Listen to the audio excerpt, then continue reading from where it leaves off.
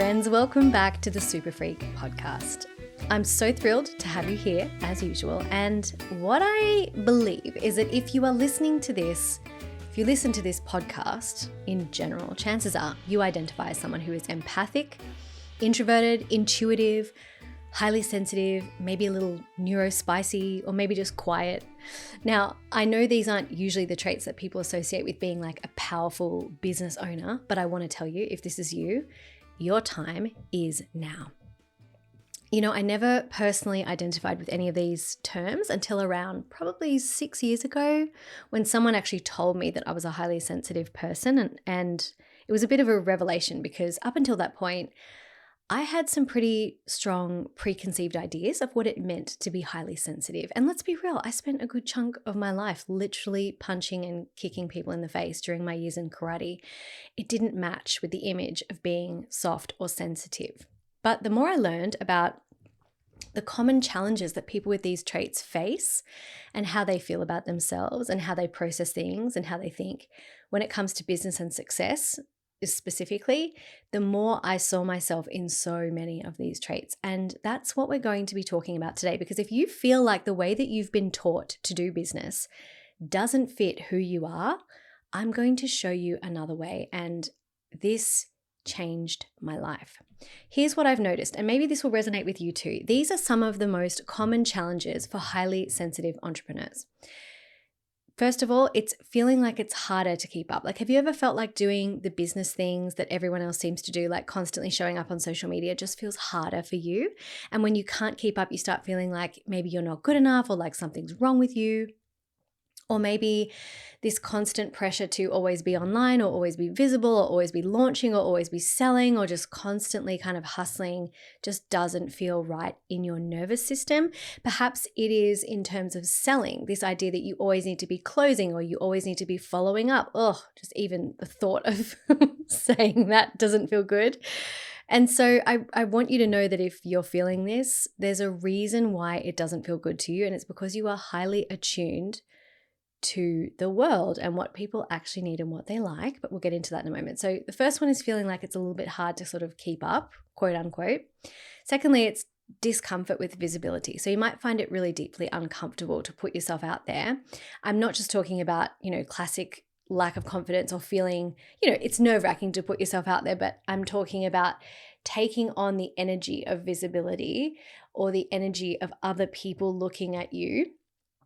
It feels like you need to go and sort of regulate yourself afterwards. So maybe if you launch something big or you run a big workshop or something, even a small workshop, and afterwards you just need a ton of downtime to kind of recover because visibility is quite draining, or maybe extroversion is quite draining. You might wonder how other people do it so effortlessly without burning out. There is a way.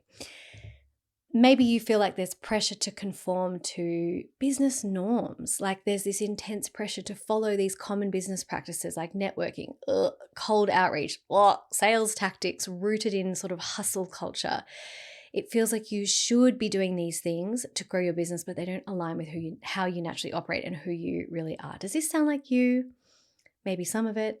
If so, you're going to love this episode because the way that you've been taught to run a business is outdated. More importantly, it probably wasn't designed with people like you, empathic, sensitive, or introverted entrepreneurs in mind. And today, I'm going to show you a different way to take your business to the next level without the crushing pressure. Now, to understand why this hustle culture doesn't work for many of us, let's look at sort of where it came from. And this wasn't the official beginning, but let's blame the term girl boss because I feel like picking on it today. Obviously, we could go so much further back into history, look at the women's movements and feminism and how it's kind of changed, but this isn't like a full-on history lesson. There is a period of time where more people started coming online businesses became more popular, and the term girl boss sort of became this thing. Now, the term girl boss originally emerged with Sophia Amoruso. We are not blaming Sophia because she's a legend. She founded a company called Nasty Gal. She wrote the memoir Girlboss in 2014. I think I'd actually heard the term girl boss before her, but she sort of made it become mainstream. And she was essentially articulating a culture or a subculture that already existed, except she just kind of articulated it and brought it like I said, to mainstream. And it chronicled as well her rise from sort of selling vintage clothes on eBay to building this multi-million-dollar fashion empire.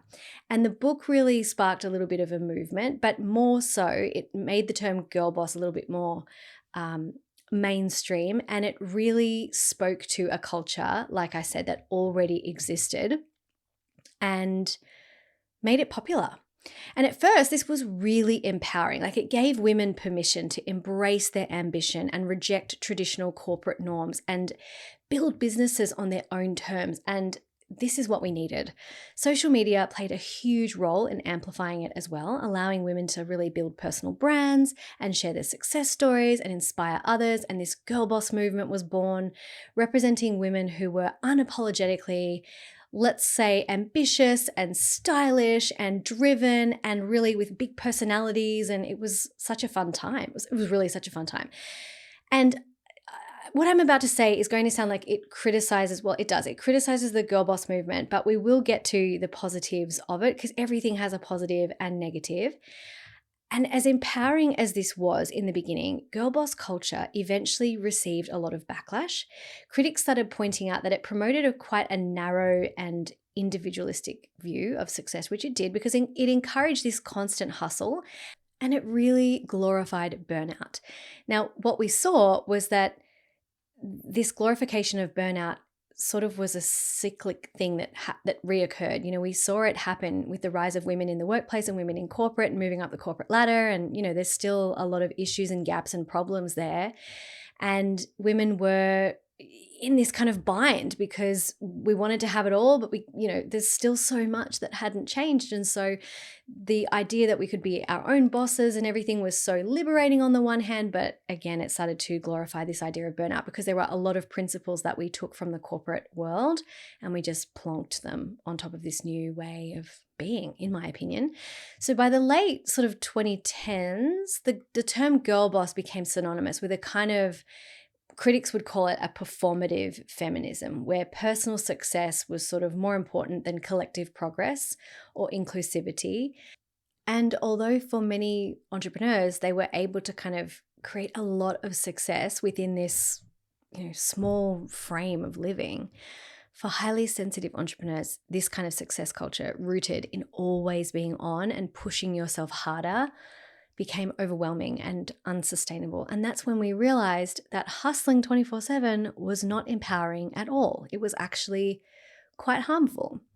Now, before I dive into how we can do things differently, I do want to acknowledge that the girl boss movement, that's what we're going to call it from now on, it wasn't all bad. There were some really positive aspects that came out of it, especially for women in business. So one of those, for example, was empowerment and ownership of success. So this movement really encouraged women to take control of their careers and build businesses that aligned with their goals. It helped us realize that we could define success on our own terms and almost jump out of the corporate ladder, and where we're still often finding that women are being held at a certain level and not let into leadership roles because of bureaucracy and things like that. The girl boss movement meant that we could create our own companies and empires, and that has been just so cool. Another positive is that it increased representation. It gave us visibility. Women like Sophia Amoruso, Marie Forleo, and Sarah Blakely, the inventor of Spanx, and others, have become role models, like showing us that entrepreneurship and leadership and creativity and success and like having it all were achievable for women, especially in male-dominated industries where we wouldn't have been given a chance had the internet not kind of existed still. I guess another one is like breaking gender stereotypes. So girl boss culture really broke down this idea that leadership had to be masculine. It showed that women could be ambitious and strong and powerful while still embracing their femininity. It also created really supportive communities. It fostered communities of women entrepreneurs who supported each other all over the world, whether through masterminds or mentorship or social media networks or course, forums and things like that. In fact, some of my best friends to this day are from these environments that I found myself in through meeting people on forums and stuff for women who were in business, people that I met on the internet and have traveled around the world with. And like it's still one of the coolest parts of this movement, because if women can do one thing so incredibly well, it is build community and collaborate. And I guess the final really positive piece of the Girl Boss movement has been encouraging financial independence and financial literacy. So one of the key messages of this culture was financial independence. It really empowered women to build wealth and manage their own financial futures and take control. And that has been life-changing for families and people all over the world.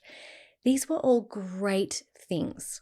But the reality is that the constant pressure to hustle just doesn't work for everyone, especially not for those of us who need time to recharge and to process and to introvert.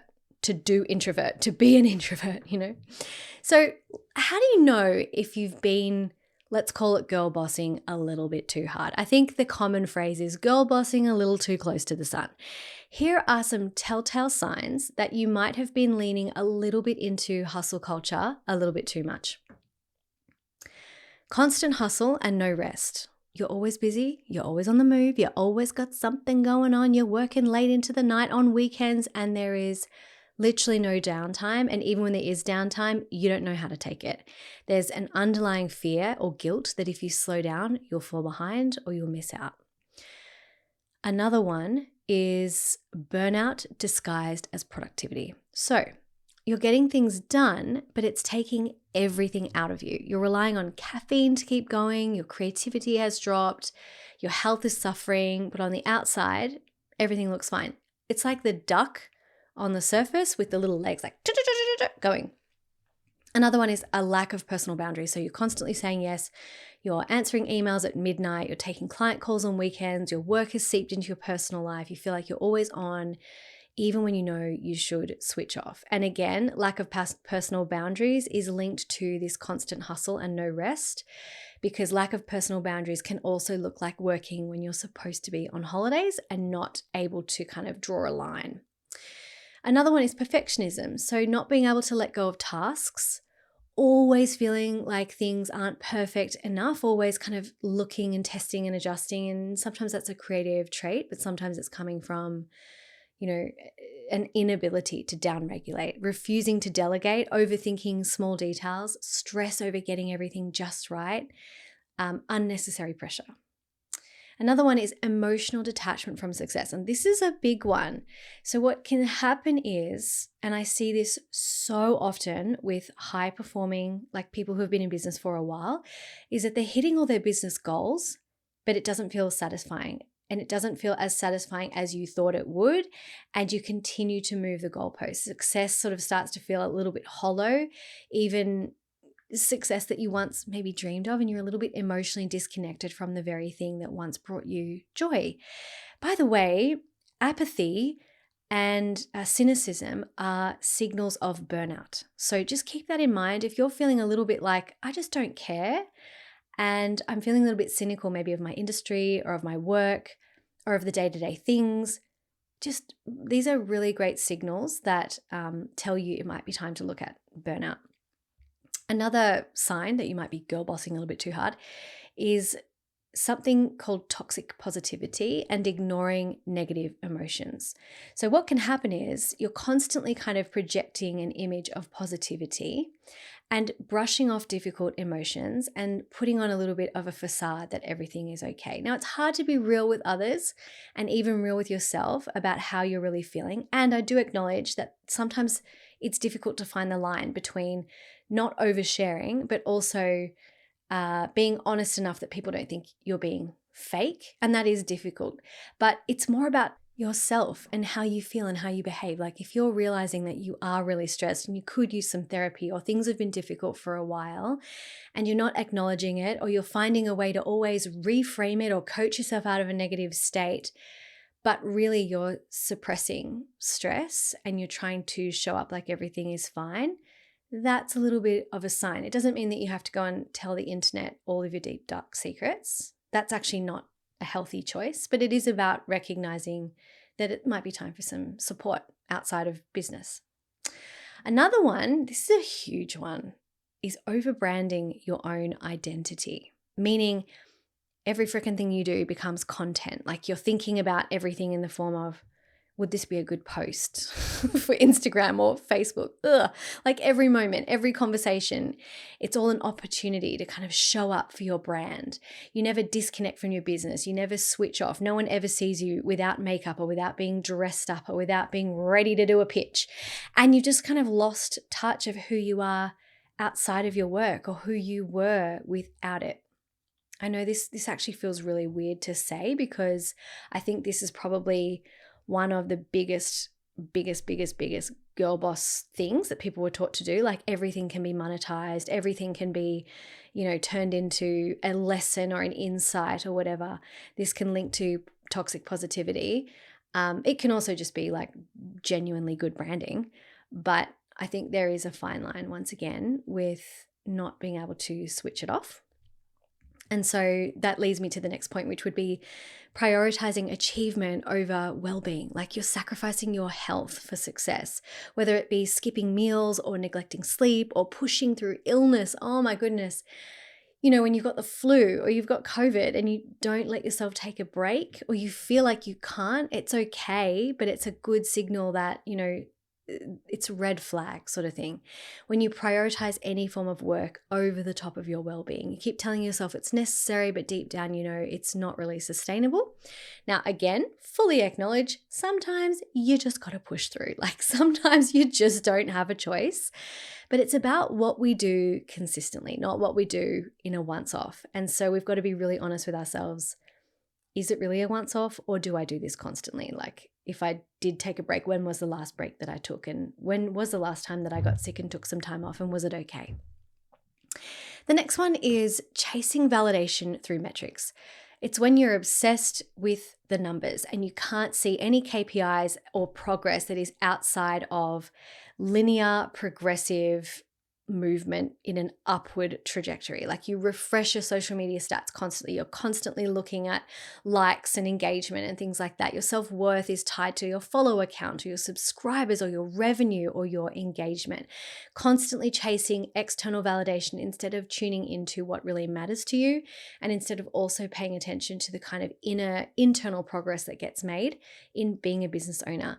Business is cyclical. Business is not linear. Nothing about business is linear. Even if you're on an upward trajectory, it's not going to look like a straight line. And sometimes progress looks like taking a couple of steps backwards to clean things up a little bit, make some internal changes, like within yourself or within your team, and then being able to take steps forward. And this idea of, constantly needing validation through, like, if your revenue isn't hit or whatever, that's when we know we're going a little bit too far with it. The next one is an inability to be present. So if you find yourself like you're always thinking about the next milestone or the next project, even when you achieve something really great, you don't kind of stop and celebrate and really process it and acknowledge yourself and maybe take a break or reward yourself. You just move straight on to the next goal. I see this so much with high performers. This is what really leads to that feeling of being emotionally detached from success and not really being able to appreciate it and not finding the joy that we once did with the original thing that we're doing. If you struggle to be present in your personal life and everything feels like it's falling short, or you struggle to be present because you're trying to turn everything you do into content, or you struggle to be present because you're stressing about taking time off because you feel like you don't have, this is another sign that we're just girl bossing a little bit too close to the sun.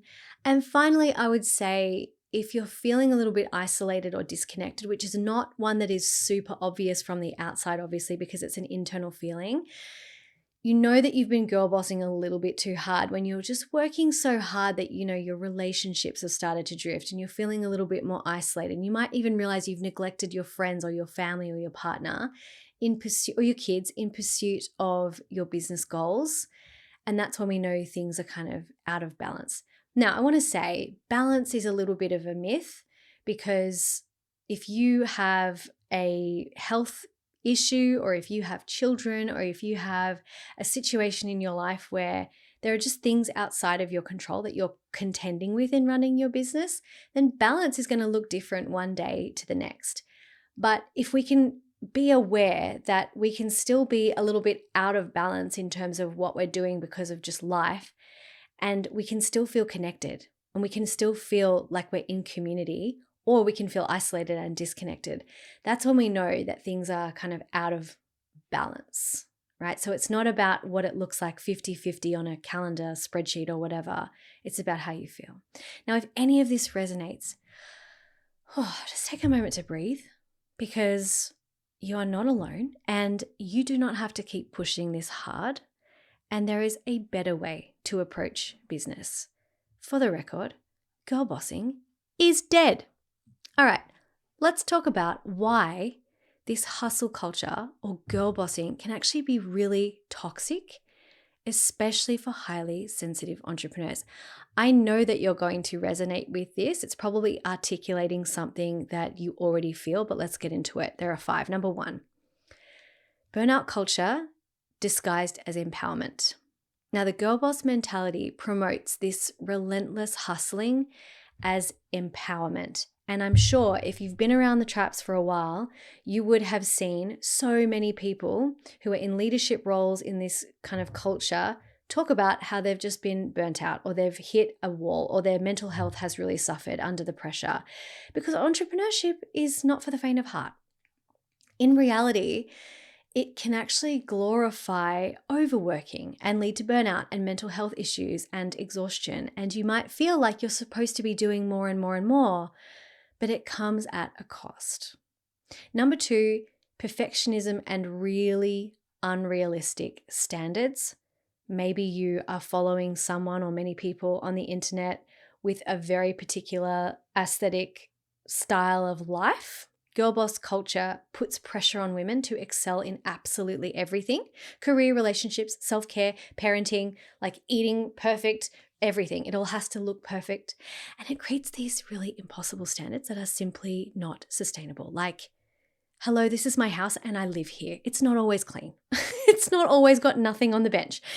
And, this is not my face every day. I outfit repeat, like these impossible standards where it just, because we're seeing people's highlight reels every single day and we're not seeing the in-between bits, and it just perpetuates this idea of unrealistic standards, even though we all know that what we're looking at is not real, because none of us are like that all the time. Number 3 is, this is a tough one. It's individualism over community. And I don't think this is entirely girlbossing's fault, because I think that we go through progressive shifts in values as societies and cultures over time. But the girlboss narrative often does emphasize individual success. It encourages us to think we need to do it all on our own, which can lead to isolation and feelings of inadequacy when you inevitably face challenges. The next one is feminism through a capitalist lens, which doesn't make sense. But while financial independence is really important and financial literacy is so incredibly freeing and liberating and does so much for women, especially, when it comes to violence against women and so much, the Girlboss movement also often ties self-worth to financial success. So it reduces in turn these like broader feminist goals like equity and community. We kind of forget about those things, and it comes down to these individual career achievements. We forget about the community. Number 5 is ignoring intersectionality. So what that means is that girlboss culture does often overlook the very varied experiences of women, particularly those from marginalized communities. And it's kind of built on the success stories of really privileged women, and it leaves others feeling unseen or excluded. Now, things are changing again. We are seeing a big shift in this, but we cannot ignore that where it started was very, very different. And at the same time, it has to start somewhere. So, there's always nuance to this. I'm just speaking to where it can sort of be a little bit toxic for highly sensitive entrepreneurs. The other thing with intersectionality is not just marginalized communities in terms of race or religion or creed or gender or preference. It can also be people who are able-bodied and non-able-bodied, people who suffer from illnesses and challenges or personal, issues. this idea is that everything has to be perfect and you have to have everything ready to go and you need to have all the energy in the world, otherwise you can't keep up, is really, really challenging for highly sensitive people. So, what's the alternative? How do we build a business that is successful, but also juicy and sustainable and aligned with our values and what's important to us? Enter slow business. Once again, it's a more intentional and thoughtful approach to how you work, and one that prioritizes your well-being as much as it prioritizes your business goals. And it puts feminist principles, which are good for everyone. It's all about equity and community at the center and at the forefront. And I want you to think about this from this perspective, and here's how to embrace it. So there are 8 steps that you can do, 8 things that you can do. Number 1, there's obviously more. Tell me what I've missed, let me know in the comments, but here's 8 that I want to give you today. Ding, ding, halftime. I just want to let you know that my group coaching masterminds, mine, are enrolling right now. We officially kick off in early October, so there's plenty of time. And we have 2 tiers that you can join at depending on your goals. The first tier is the Bloom Business Incubator, which is for solopreneurs looking to create consistent 5 to 10K months in their business, who are not interested in just copying someone else's strategy, but who want to learn the full scope, all the wheelhouses of a business, and then apply what works for you so you can do this and achieve your results consistently and sustainably over time. Then the second tier is the Fierce Salon, and this is for folks who are at a stage where they're doing really well, but you're ready for more. Good to great, you might say. Business or not, the principles are the same because it requires a leap in your thinking, and you're looking for a space where your ambitions will be nurtured, but you'll find a way to create what you want without needing to blow up your life or burn out. Like I said, we officially kick off in early October, so reach out if you're interested or click one of the links below. Okay, let's get back into it. Number 1 is set really clear boundaries. So start by creating boundaries between your work and your personal life. Your time off, hear me, your time off is just as important, if not more, as your work time. Entrepreneurs are like athletes. And you know what? Athletes build rest into their training regimes. You cannot do this without having time off. Now, that might mean setting work hours and sticking to them and truly unplugging when the day is done. One thing I can recommend is setting a time that you're going to finish no matter what happens and sticking to it. And another thing I can recommend is booking your holidays and time off in advance, because it's really hard to do it when you haven't booked it in advance. Number 2, redefine success, or define it on your own terms. We need to shift how we actually define success so that it is inclusive of you and your life and your values. Success isn't just about revenue or about constant linear growth, which doesn't happen. It can also mean alignment. It can mean peace. It can mean fulfillment. It can mean days off. It can mean being able to pick up your kids from school. It can mean being able to work from anywhere and take your family on a holiday overseas. It can mean being able to pay for things that you once couldn't pay for. What does success look like for you beyond the numbers? I want you to think about it like, if you hit your head on the pillow at night, how would you know that you did the right thing? How would you know that your day was a success? How would you know that you were productive, that you're on purpose, that you're doing what you're supposed to be doing? What does it look like for you? And please make it the tiny things just as much as you make it the big things. Really, if it means that you don't have to look at the price at the grocery store, you get to buy organic food for your family without thinking about it, that is enough. It might be that in combination with something else, like you get to live where you want, or you get to travel where you want, or you get to travel how you want. It just doesn't have to be these like external markers of success. And you know what? One of my definitions is that I get to go and spend time with my grandma while she's still here and paint her nails. Now, I try to get there once a week, but in all honesty, I don't get there once a week at the moment, but I love going to her house and painting her fingernails and having her boss me around about how bad my shaping is. And she tells me what books she's been reading and what's going on. It is just one of my favorite things about life at the moment. Another thing for me is just being able to drop everything and be with family if I need to. That to me means success right now. There are lots of other factors that mean success, but for me, it is discretionary time that I can use how I want to, even if it is just to paint my grandmother's nails. That is everything to me. Number 3, build in rest. Oh my gosh, rest is essential for productivity. Take weekends off. Stop working on weekends. Stop working nights. Stop working Fridays if you can, or Mondays. Build in breaks in your workday if you can. Schedule downtime after big launches or after big projects or even after just big days or big weeks. Schedule downtime buffering, times that it's going to be busy. So before big events and after big events so that you can rest. Rest is not a luxury, it's a necessity, and that is worth repeating. Rest is not a luxury, it is a necessity. We need to build in rest. Okay, number 4. My girl boss friends are going to not like this one, but prioritizing purpose over profit. Now that sounds like throwing the baby out with the bathwater. I am not talking about that, because if you've been around here long enough, you know that I'm all about the profit, right? You've got to make profit. Otherwise, what's the point?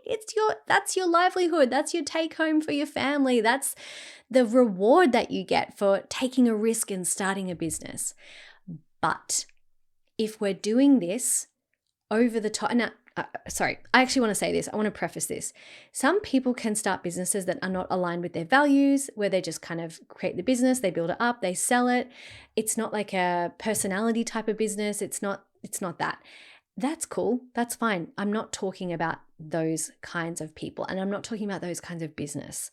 I'm talking about when it's your business and you're a solopreneur, or you're a highly sensitive entrepreneur, not necessarily a solopreneur. You might have a team.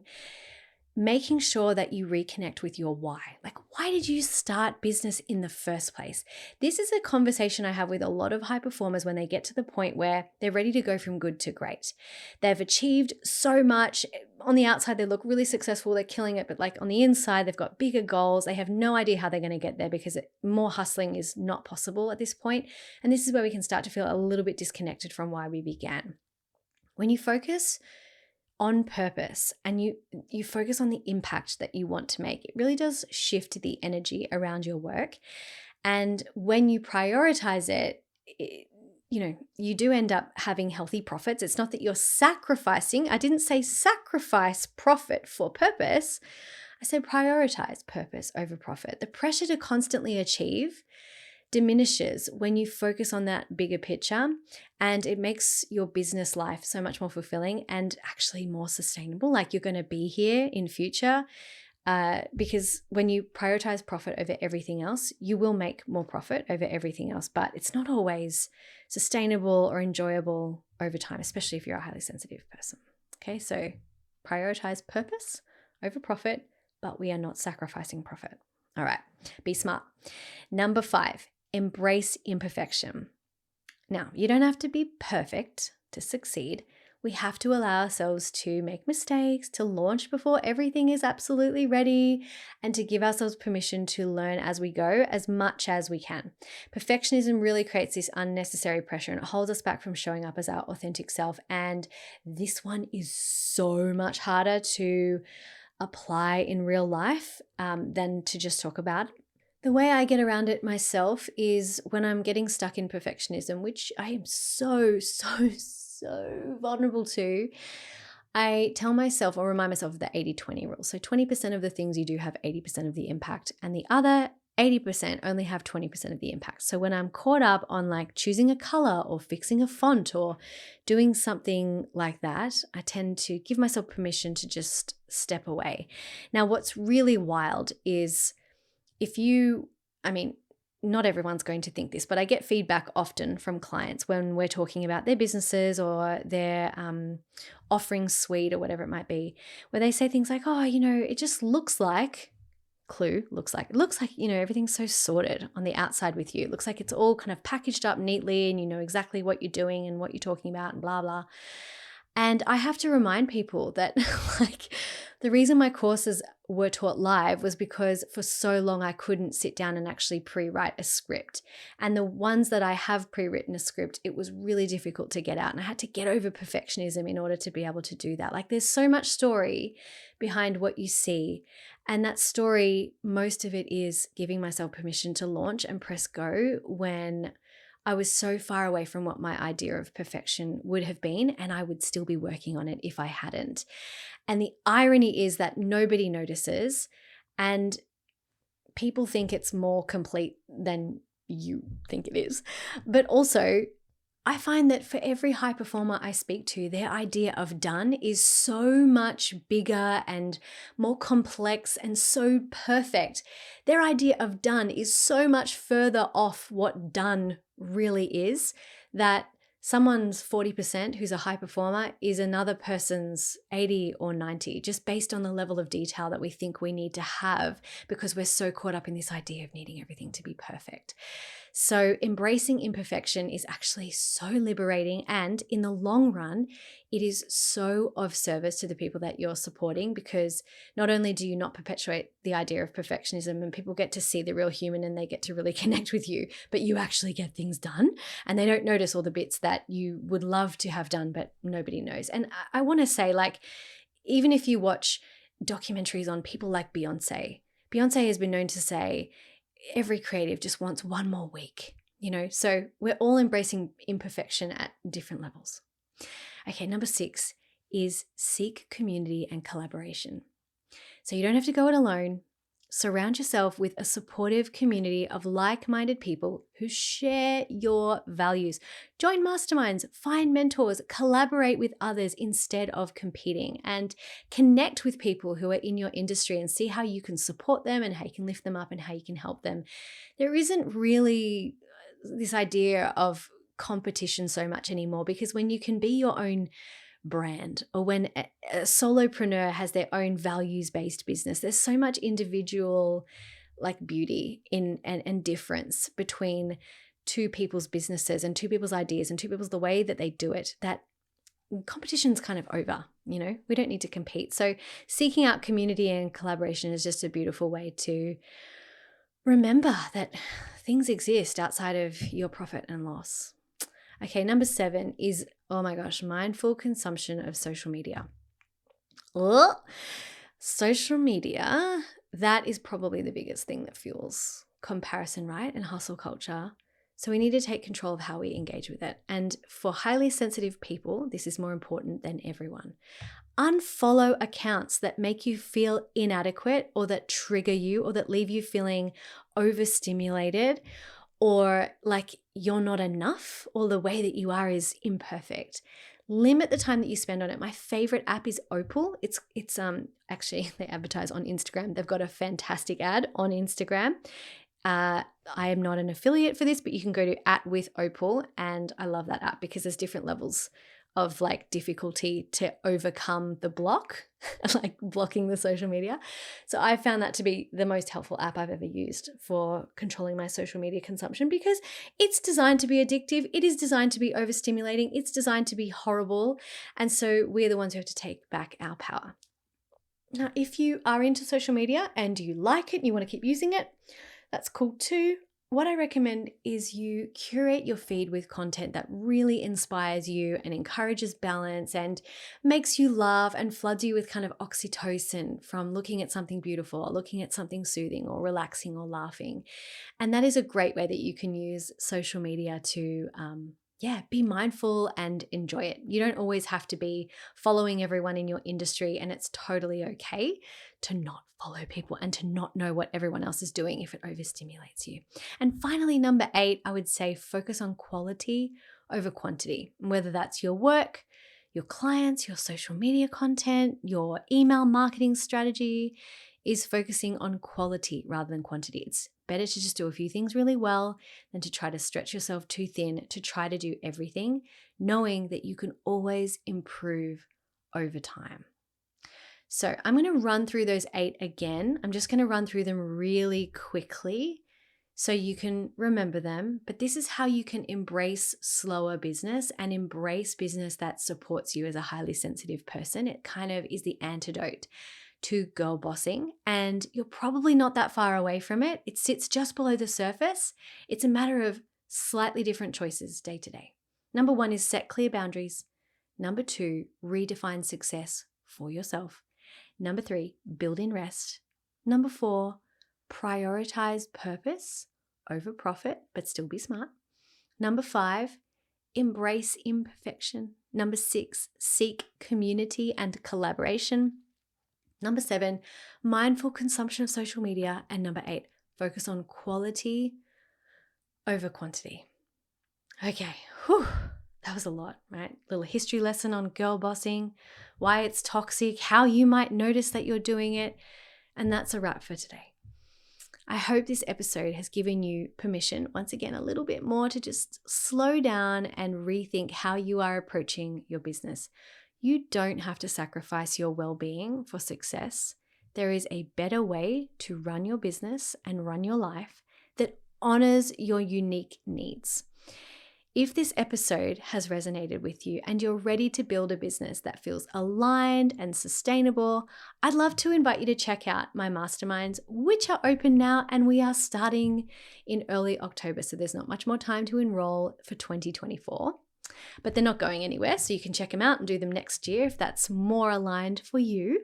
But you can check out the Fierce Salon or the Bloom Business Incubator, both programs designed for people like you who are ready to step into their power without the pressure. Until next time, remember, everything you want is so much closer than you think. So stay curious, stay open, slow down, and I'll see you in the next episode.